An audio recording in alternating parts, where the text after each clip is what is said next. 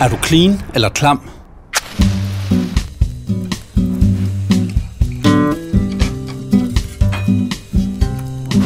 Bruger du samme skærebræt til kød og grøntsager?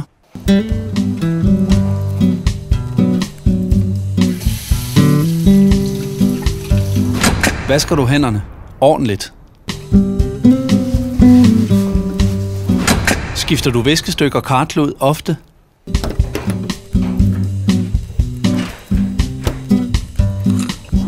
Husker du at fjerne gamle varer fra køleskabet? Varmer du maden helt igennem?